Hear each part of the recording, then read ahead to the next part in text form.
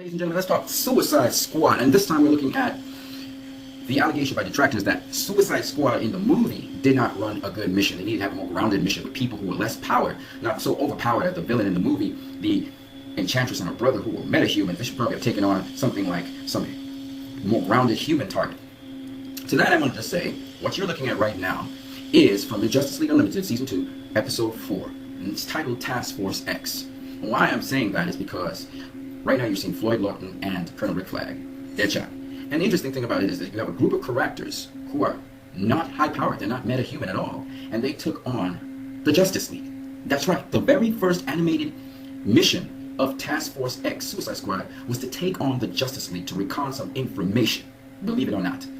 And that in itself completely debunks the idea that the Suicide Squad in the movie that we saw had a bad mission. But let's go into it a little further, shall we? So, when we look at the members of the squad, we had Colonel Rick Flag, we had Plastique, who's this lady here, we had Captain Boomerang, who's a standard stuck in almost every Suicide Squad movie, and we had Deadshot. Here's Colonel Rick Flag, that's Plastique right here. Now they disguise themselves as people who work on the station where the Justice League are present. So this is a worker here, and this is his uniform. Here's Deadshot right there. Now my point is that the Suicide Squad, or Task Force X, never goes in to fight people much more powerful than them without using cunning, smarts, and their unpredictability. Nobody's expecting anybody to go into Justice League base and try to steal something, and they were about reconning. Here is, of course, Captain Boomerang, okay? Now, why do I say that? Well, guess what? In their mission, which I will not divulge, I'll let you go watch that movie, they had to come up against Martian Manhunter, Captain Atom, and another superpowered metahuman. They fought 3 superpowered metahumans. Here it is. They're going up against Martian Manhunter of all kinds. Okay, Plastique throwing the explosives, there's Martian Manhunter doing his thing. You know, he can do so many things. He can move through matter and all of that. Look at him. Look how easily he takes apart Captain Boomerang, slams him to Rick Flag. The great part about it is they were able to do their mission, succeed at their mission actually, and as a result of that, Captain Rick Flag was able to recon almost all of them home because Plastique never made it back. Because, you know, it's a Suicide Squad mission, so always some member of the Suicide Squad doesn't make it back, okay? Now, having said that anyway, my point is this, that these detractors say that this mission that the Suicide Squad went on was one in which the squad was overpowered by a metahuman. There was 2 metahumans actually in the movie, and it was a bad mission. But here we had the squad, again going up against metahumans, making their point null and void.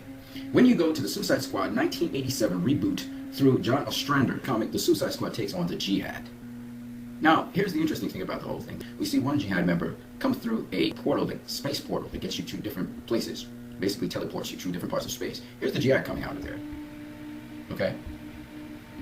And they actually describe the Jihad members. Here's the person going through the time portal and causing people to move from one section of space to another. Okay? They do their disaster, cause mass destruction, and then afterwards disappear. There was a guy who basically was digital. Okay? He's called the Djinn.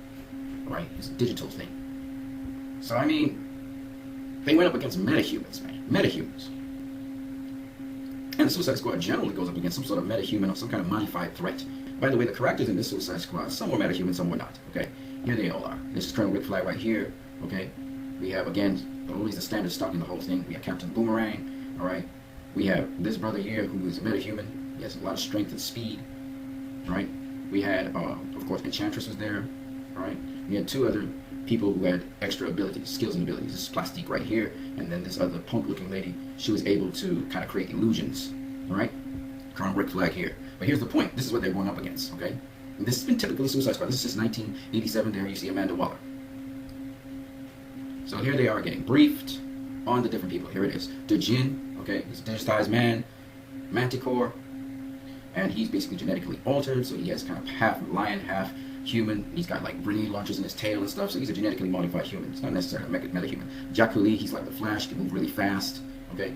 And then we had Chimera, and she's able to basically move through space, interdimensional black holes. Okay? You have a Raven. This is the headman here, which is Quark. Okay? You also have Mushtak. He's a terrorist, all right? And this is where they reside. The point is, there's a lot of metahumans, like the Flash and so on, okay? I'm just saying that when you talk about the Suicide Squad going on missions, this was their first rebooted mission in 1987, okay? And again, they're going up against these metahuman threats, which are just tremendous threats, with tremendous potential, and tremendous powers. So for somebody to say, oh, the Suicide Squad, they went up against a threat in Enchantress, you know, and her brother, that was just too great for them. No, that's generally the level of threat that they go up against. They go up against, and you saw it just now, I just showed you clips of them going up against threats in the Justice League. I show you right here, they went up against a threat in Suicide Squad, the first issue in the reboot with John Strander, DC Comics. And I can show you again other comics where they went up against even greater threats than even in this one in the 1987 issue, okay? So, once again, those people who have been saying, oh, they need to have a more grounded mission, they need to go overseas and steal something from some sort of, maybe Russia or wherever, yeah, they do those missions. But their very first issue, they went up against metahumans. And they always go up against metahumans. So, I just wanted to debunk that critique that I hear from people who are saying that their mission was poor. Their mission was just in line with the Suicide Squad mission. Because I find it very interesting to go and read these comics now after seeing Suicide Squad the movie, so it gets you more delved into the comics. Alright? Anyway, on that note, you guys have a great one.